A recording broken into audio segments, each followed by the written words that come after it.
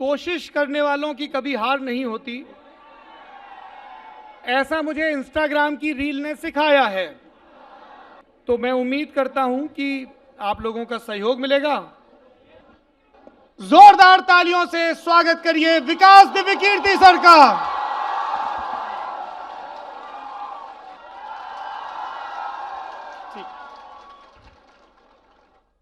माहौल समझ में नहीं आ रहा है कि मोहब्बत से ज्यादा भरा है कि अराजकता से। मैं मंच की नहीं देश की बात कर रहा था जी। कई लोग कहते हैं कि नए जमाने में, नई पीढ़ी में साहित्य की पूछ कम हो गई है, और कई कहते हैं कि यह नए जमाने को बदनाम करने की साजिश है।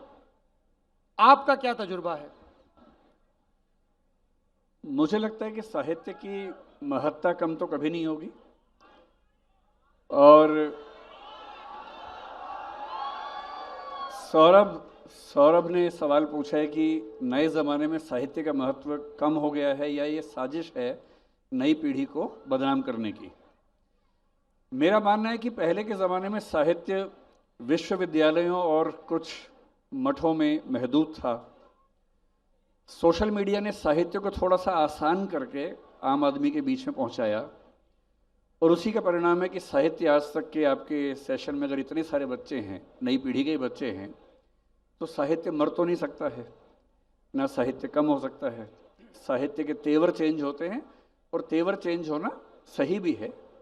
हमारी भाषा में जनता की चित्तवृत्तियाँ बदलती हैं तो साहित्य बदलता ही है, तो बदलना ठीक है। थोड़ा सा माइक क्लोज जी जी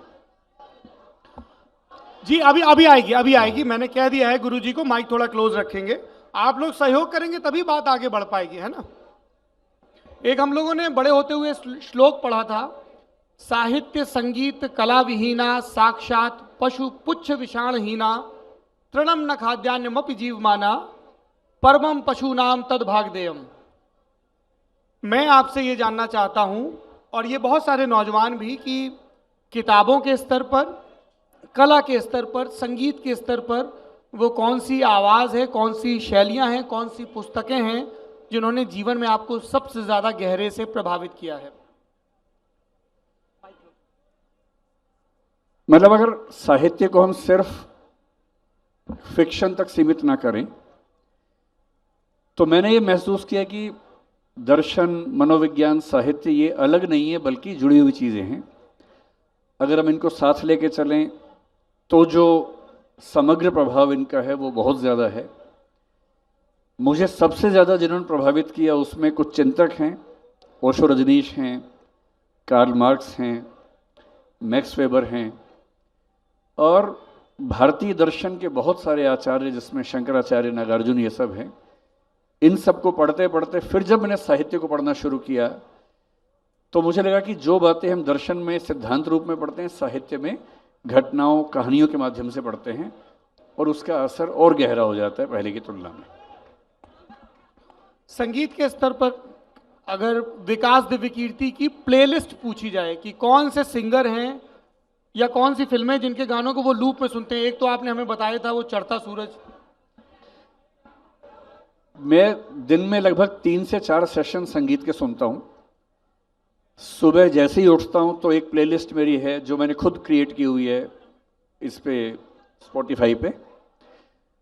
वो पंजाबी के भजन हैं कुछ, आजकल मेरा फेवरेट वही है, जिसमें सतिंदर सरताज एक बड़े अच्छे सिंगर हैं, मेरे दोस्त भी हैं जी। कल आए थे और आपको बहुत प्रेम पूर्वक याद कर रहे थे। हाँ, मेरे अच्छे दोस्त हैं, वो काफ़ी अच्छे दोस्त हैं। और सिद्धांत मोहन एक बड़े अच्छे सिंगर हैं। तो इनके जो आजकल भजन है, संगीत है, वो मैं सुनता हूँ सुबह उठते ही। दिन में एक बार मैं गज़लें सुनना पसंद करता हूँ, और गज़लों में जो नए ट्रेंड्स हैं, एक तो जो मिर्ज़ा गालिब सीरियल था उसकी जो गज़लें जगजीत सिंह ने गाई थी वो मेरी हमेशा से फेवरेट हैं, मैं लगभग रोज़ सुनता हूँ। और बाकी मैं जगजीत सिंह को ज़्यादा और गुलाम अली को काफ़ी हद तक सुनता रहता हूँ। कभी कभी जब मूड ख़राब हो तब मैं जो आजकल का फास्ट म्यूज़िक वो भी सुनता हूँ। आपको अजीब सा लगेगा, जैसे अभी तो पार्टी शुरू हुई है वो भी सुनता हूँ। 4 बज गए हैं लेकिन पार्टी अभी बाकी है, वो भी सुनता हूँ। सैटरडे वो भी सुनता हूँ। तो जब मूड थोड़ा शांत हो और गर्मी की ज़रूरत हो तो वो चला देता हूँ। तो 3-4 प्लेलिस्ट हैं जो अलग अलग मूड के हिसाब से रोज़ सुनने के आदी हूँ, अभ्यस्त। जी, साहित्य का मंच है, मैं साहित्य की अलग अलग विधाओं में आपके पसंदीदा लेखकों के बारे में जानना चाहूँगा। सबसे पहले मैं जिक्र करूँगा कहानी का। इस बार हमने इंडिया टुडे साहित्य वार्षिकी जो यहाँ बिक्री के लिए उपलब्ध भी है, उसका कहानी विशेषांक निकाला है। उदय प्रकाश, विनोद कुमार शुक्ल समेत कई नामवर कहानीकार हैं उसमें। वरुण ग्रोवर, शुभा मुदगल जैसे कई ऐसे कहानीकार भी हैं जिनको पढ़ने की आप उतनी प्रत्याशा नहीं करते हैं। कहानियों के मामले में हिंदी साहित्य में कौन से लेखक हैं जो आपको बहुत लुभाते हैं, पुराने ज़माने के भी और आज के ज़माने के भी? मुझे पूरे हिंदी साहित्य में अगर एक कहानी चुननी हो, थोड़ी मुश्किल है। कृष्ण बलदेव वैद की एक कहानी है, मेरा दुश्मन। और मेरा ख्याल है कि उस कहानी को अगर महसूस करने के सर पे चले जाएं तो उससे अच्छी कहानी मुझे आज तक नहीं मिली। इसके अलावा मन्नू भंडारी की एक कहानी जो बहुत प्रसिद्ध हुई, यही सच है, मेरी बहुत फेवरेट कहानी है। टूटना, राजेंद्र यादव की कहानी बहुत प्रिय है मुझे। प्रेमचंद के सर पे जाऊं तो मेरी सबसे प्रिय कहानियों में सदगति और शायद पूस की रात, इन दो को मैं रखूंगा। इधर जो लेटेस्ट कहानी है मैं बहुत ज़्यादा पढ़ नहीं पा रहा हूँ, लेकिन ज्ञान रंजन हाल के लेखकों में मुझे सबसे प्रभावित करते रहे हैं, उन्हीं को मैंने ज़्यादा पढ़ा भी है। अब जो आप कहानीकार बता रहे हैं मैं उनको पढ़ूंगा, अगली बार शायद उनके बारे में ज़्यादा बता पाऊंगा। जी, कविताओं के स्तर पर मुझे अगर हिंदी के 1000 साल में सारे कवियों की बात करनी हो तो सबसे महान कवि मुझे दो ही लगते हैं, कबीरदास और तुलसीदास। मुझे ध्यान है कि आज से 25 साल पहले मेरे एक कवि दोस्त ने एक शेर सुनाया मुझे। शेर क्या, दोहा था। उसकी दूसरी लाइन तो मुझे याद है, पहली भूल गया।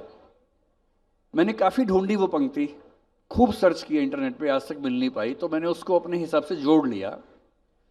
और जब मुझसे कोई पूछता है कि आप अगर कवि बनना चाहेंगे तो किसको अपना आदर्श मानेंगे, तो एक दोहे जैसी पंक्ति में अगर कहूँ,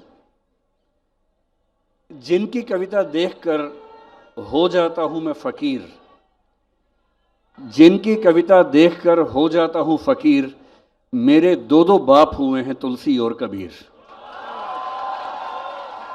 और जिसने तुलसीदास और कबीरदास को नहीं पढ़ा वो साहित्य के क्षेत्र में बचपन में ही रहेगा, किशोर हो नहीं पाएगा।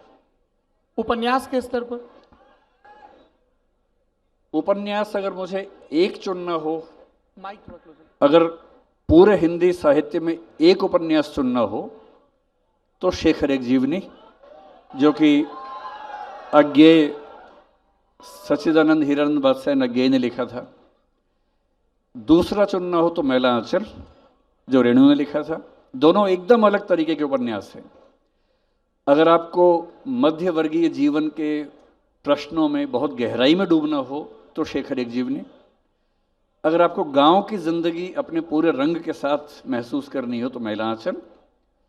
और पूरे हिंदी साहित्य में अगर एक उपन्यास जो प्रतिनिधि है, जिसको पढ़े बिना आप हिंदी उपन्यास को समझ नहीं सकते, तो फिर गोदान, जो कि अनिवार्य पाठ्यक्रम है ही हम लोगों का, गोदान। ये 3 उपन्यास। ये साहित्य की कुछ बातें हुई, इन पर लौटेंगे, लेकिन अब मैं एक पॉपुलर सवाल पूछना चाहता हूं। एक्टिंग करके कैसा महसूस कर रहे हैं आप? जिनकी जानकारी में ना हो, हाल में ही विधु विनोद चोपड़ा की एक बहुत कमाल की फिल्म आई है जो अनुराग पाठक के उपन्यास 12th फेल पर आधारित है, इसी शीर्षक से, जिसमें विक्रांत मैसी ने लीड रोल किया है, मेघा शंकर भी हैं उसमें। और उसमें विकास दिव्यकीर्ति जी का रोल विकास दिव्यकीर्ति जी ने ही किया है। मतलब मैंने पहले भी 1-2 इंटरव्यूज में कहा कि शुरू में ये तय था कि वो रोल कोई और करेगा, मेरा रोल किसी और को प्ले करना था। संयोग ऐसा बना कि विधु जी का आदेश हुआ कि ये रोल तुम्हें प्ले करना है। तो मैंने तो महसूस किया कि बहुत आसान है एक्टिंग, क्योंकि मैं अपने रोल प्ले कर रहा था, मुझे खुद ही होना था। स्क्रिप्ट राइटिंग में मैं शामिल था ही, अपने डायलॉग्स मैंने खुद ही लिखे थे। लिखे भी क्या थे, ऑन द स्पॉट बोले ही थे बेसिकली। तो 3-4 शॉट्स जब शूट हुए, 3-4 टेक्स हुए, तो हर बार मैंने डायलॉग्स अलग बोले।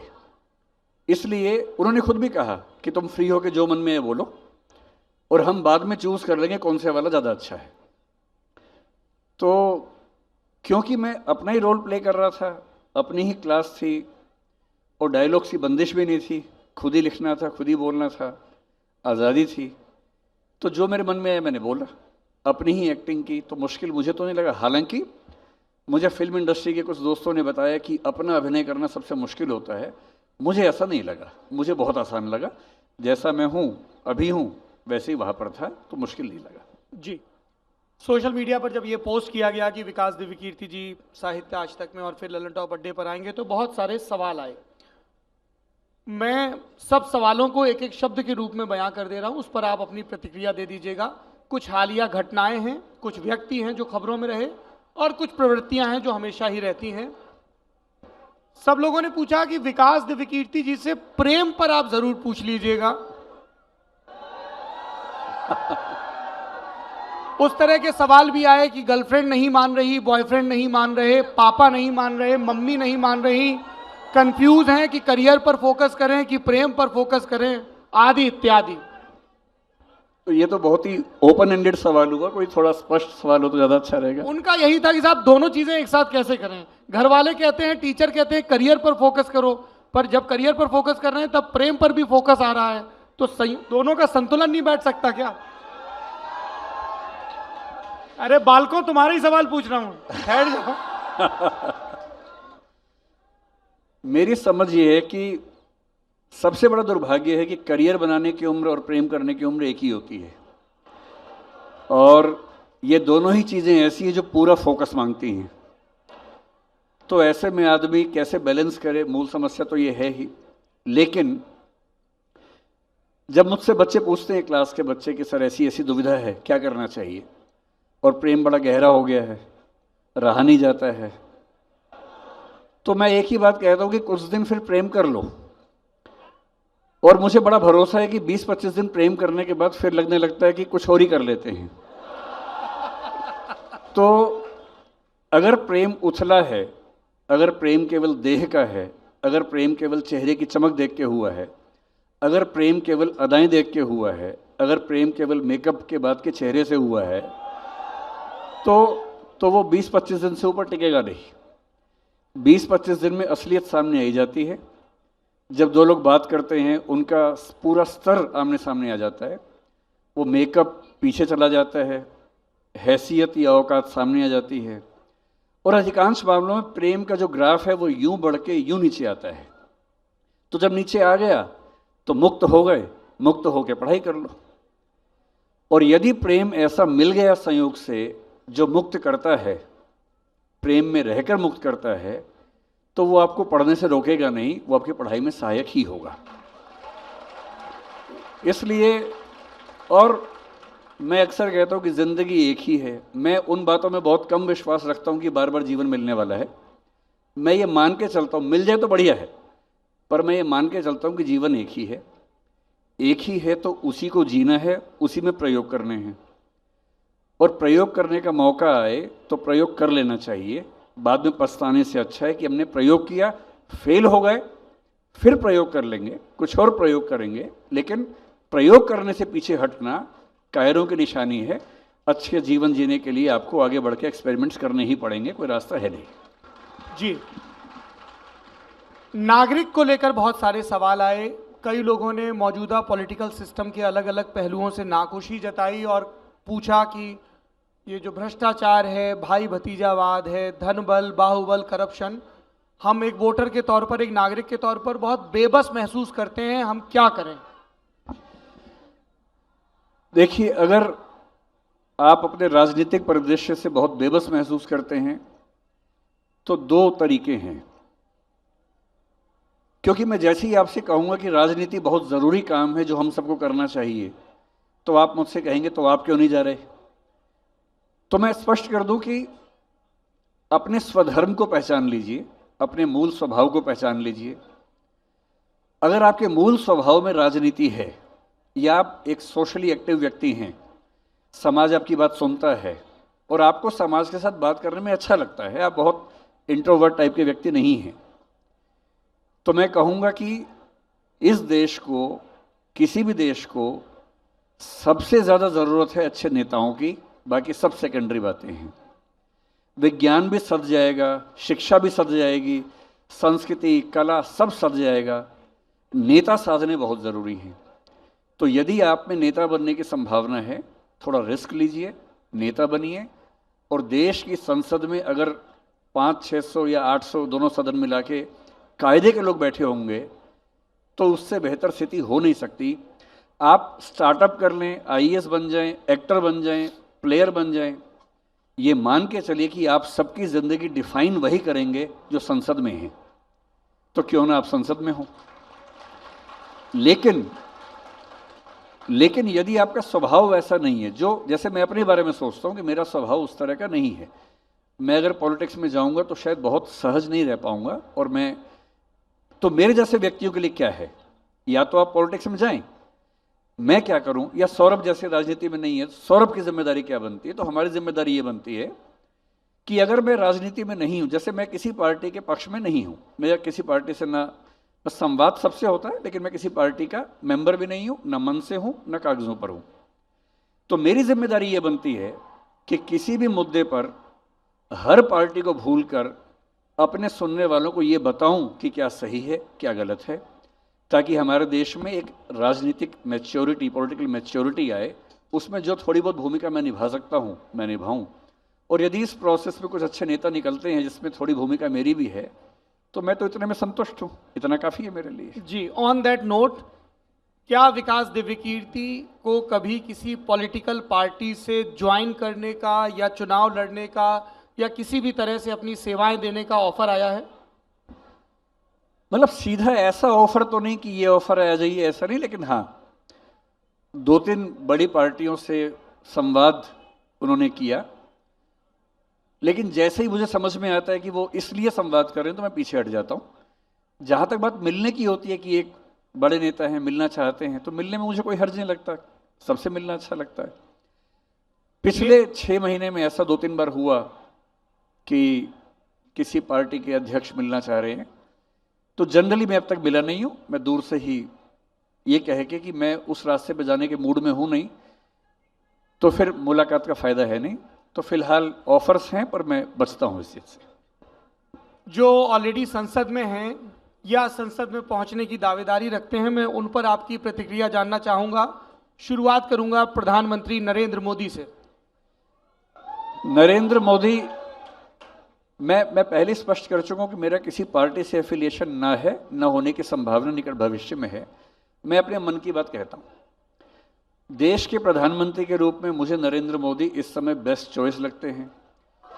दिल्ली में, ये आधा सेंटेंस था, मैं पूरा कर देता हूँ, और दिल्ली के मुख्यमंत्री के रूप में अरविंद केजरीवाल बेस्ट चॉइस लगते हैं। मुझे इन दोनों में कोई समस्या नहीं है। मैं चाहता हूँ कि इस समय के हालात में मुझे अभी कोई ऐसा नेता नज़र नहीं आ रहा जो मोदी जी से बेहतर पीएम बन पाए, ना ऐसा नेता जो अरविंद केजरीवाल से बेहतर सीएम बन पाए। तो मैं चाहता हूं कि केजरीवाल दिल्ली के सीएम रहें, मोदी जी देश के पीएम रहें। और अब ये तय हो गया है कि इतनी क्लिप काट कर खूब वायरल की जाएगी। तो चलाए। कांग्रेस के पूर्व अध्यक्ष राहुल गांधी के बारे में आपकी क्या राय है? राहुल गांधी अपने बेस्ट संस्करण लगातार बन रहे हैं।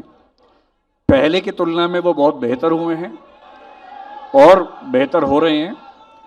2024 में तो मुझे संभावना नजर नहीं आ रही, लेकिन 29 में हो सकता है कि वो एक बड़े दावेदार हों, और अगर होंगे तो अच्छा है। हम क्यों मान के चलें कि एक ही पार्टी हमेशा देश चलाएगी? अलग अलग नेता, अच्छे नेता आए पॉलिटिक्स में, देश को संभालें, इसमें क्या बुरी बात है? संभालना चाहिए।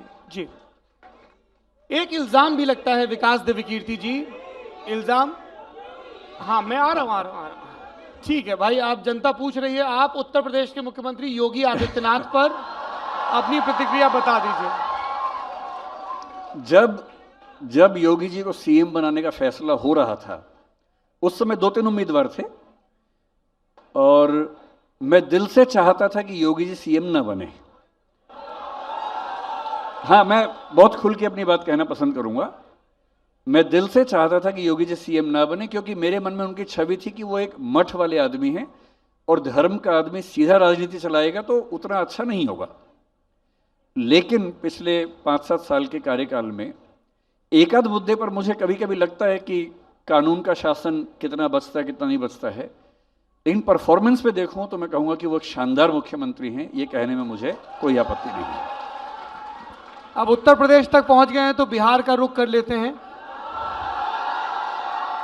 बिहार के दो बड़े और चर्चित नेता, मैं उन दोनों पर आपकी प्रतिक्रिया जानना चाहूंगा। पहले लालू प्रसाद यादव। इन्होंने मेरी सुपारी ली है मुझे लगता है और आज ये मुझे मरवा के मानेंगे। अरे नहीं।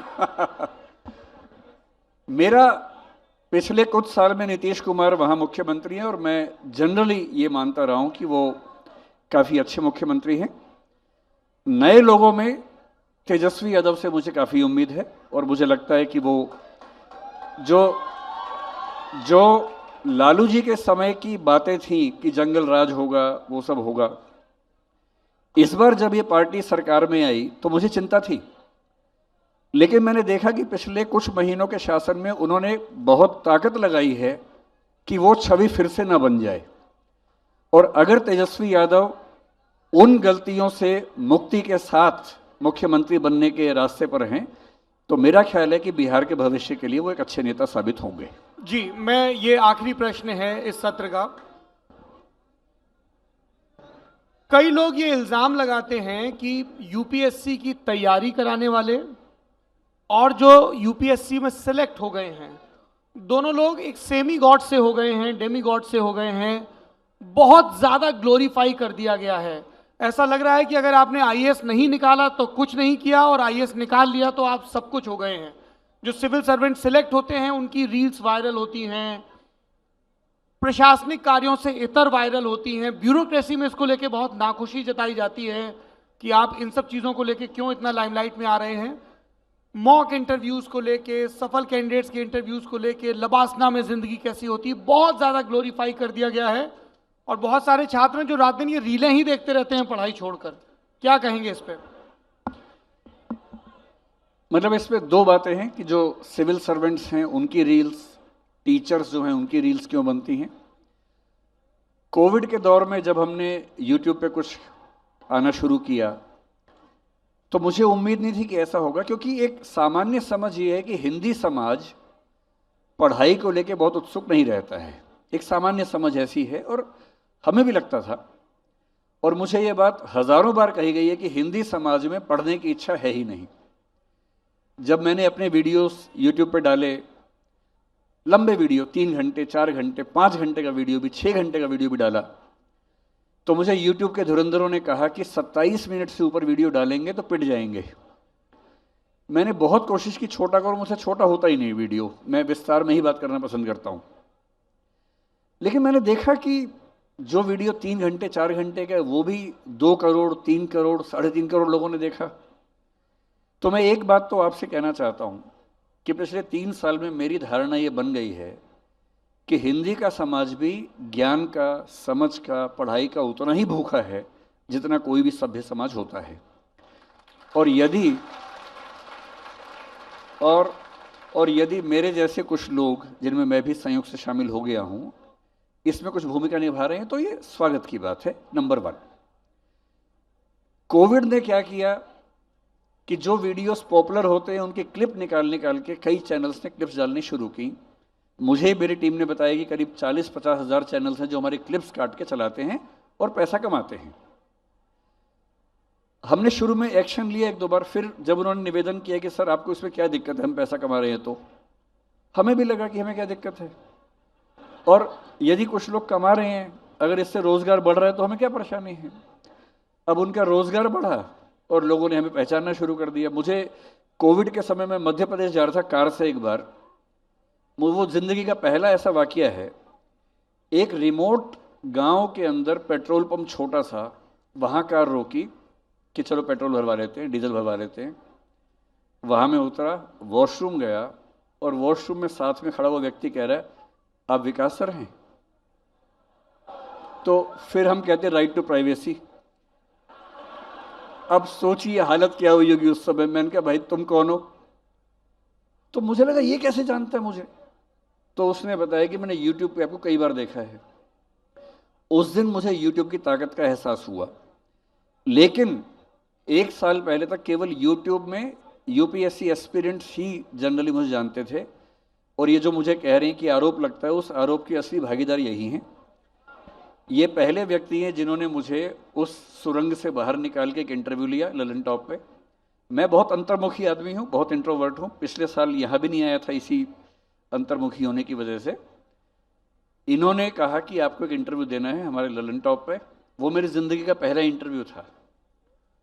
उसके बाद तो फिर अब आप जानते हैं, जब लोगों ने देखा तो पहचानना शुरू किया। ये बात सही है, और मुझे लगता है कि अगर टीचर्स को लोग सम्मान देने लग गए हैं इस चक्कर में, तो इसमें बुरा क्या है? पढ़ाई लिखाई की कीमत बढ़ रही है तो इसमें बुरा क्या है? ठीक ही है भाई। एक समाज की पहचान इस बात से होती है कि वो अपने नायकों में किन को रखता है। हम क्यों मान के चले कि तेज बॉल को जोर से बैट मारने वाला ही नायक है, एक बॉल को लात मार के गोल करने वाला ही नायक है, और एक रोल को एक्टिंग करके जी लेने वाला ही नायक है समाज का? समाज के नायक सैनिक क्यों नहीं है? समाज के नायक अध्यापक क्यों नहीं है? समाज के नायक वो क्यों नहीं है जो हम सबके घरों की सफाई करने के लिए सीवर के अंदर उतरते हैं? तो हमें किसी भी देश का स्तर इस बात से तय होता है कि वो समाज किसको नायक मानता है। मैं टीचरों में इसलिए नहीं कह रहा हूं, किसी भी समाज में अगर टीचर का सम्मान बढ़ता है तो समाज के लिए फायदे की बात है, इसमें बुरी बात क्या है? अच्छा है। समय समाप्त हो चुका है। विकास दिव्यकीर्ति जी, आपने साहित्य आज तक के इस मंच का मान रखा, बहुत बहुत शुक्रिया।